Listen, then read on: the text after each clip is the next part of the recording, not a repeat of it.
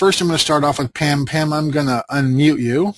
Go ahead and explain your question about the navigation.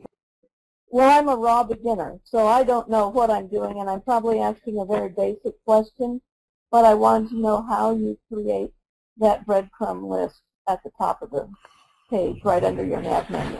Sure. If we, for example, if we go over to video lessons, you can go to home, or you can go to, if you go to one of the video lessons, you can see there's home and then video tutorials, and then start building your website here, and then lesson 1 in this list of breadcrumbs. If you select on any one of those things, it takes you to the page inside that breadcrumb trail that allows you to go back to the beginning or back to some other place where you've started. And so that's the question about the breadcrumbs. And on this site, I have breadcrumbs both immediately below my navigation, and I also have the breadcrumbs down by the footer. And so the first thing that you need in order to do this is a plugin called NavXT plugins. So if we go to the WordPress.org and plugins, and then let's see, breadcrumb. This is the one I like, the Breadcrumb NavXT. Now you could use Yoast, and I did used to use Yoast, but the nice thing about NavXT is it gives me a little bit more control over the way the breadcrumb is displayed. And so once you install NavXT, you have to do something though, because it doesn't automatically get added to a page. So you have to create a function to add it to your page. And if we take a look at my custom functions PHP file in NetBeans, this is the function that I use to add NavXT to all of my pages.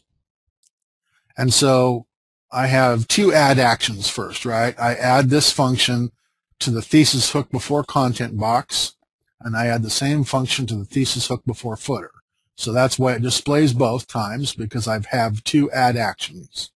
And then that function is, ask the question first, is it a page that I don't want it displayed on?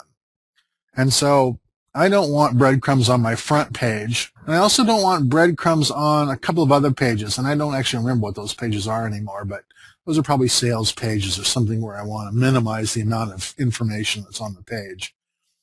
If it's the front page, or if it's page in this array, then I just want to echo out a space. So all it does is place a space on the page, and since it's just an empty space, it doesn't get rendered and nothing really happens. But if it's not one of those pages, then I want it first to echo an HTML div class to wrap the function in, and that way I can then assign styles to the display because it's inside this class. So I create a div with a class of breadcrumb, and then I have one more function inside there, and I ask whether or not the function exists.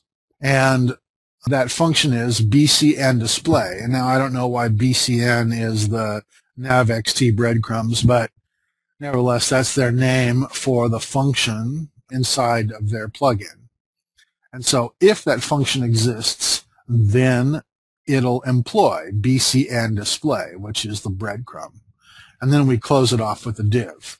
Now, anytime I interact with a plugin like this, and the plugin requires code to be added to the page, I always want to ask whether or not that function is there.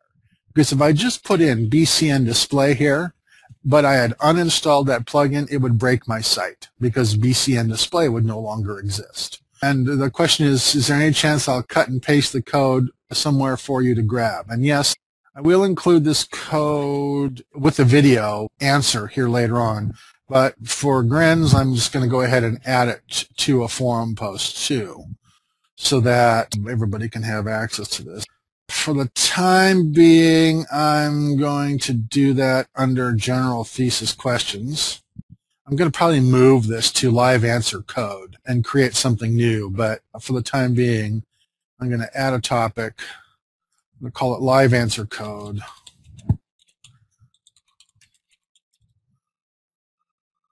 And I'm going to say, here's the code for the breadcrumbs. Now, the only reason I'm making you watch this is because I want you to see how to wrap this code to make it look like code inside this. So I've just pasted that. For whatever reason, when I paste like this, it repeats the code twice, and I tell you the truth, I don't understand why. But then we just go grab all that code and come over to this little thing. It's called code language. Drop it down and pick PHP, and then post the new topic. And so now you can see what it looks like, right? Now it's colored and all the rest of that stuff. And then if you want to grab the code, you can just grab, view raw code, cut this and paste it into your site, and it'll work just fine. Okay, so that is the answer to how to add it to the page. The answer, you've got one more thing to do though, and that's the configuration of that widget.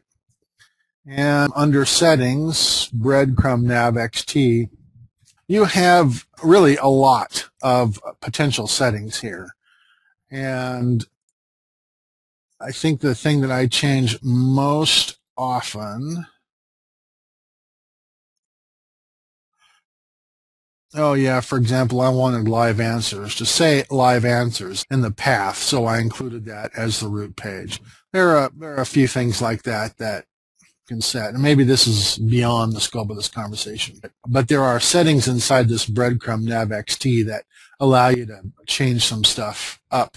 You can see, for example, I do place the home in the breadcrumb trail, and I call it home and not something else, but you could call it something else, or you could remove it altogether.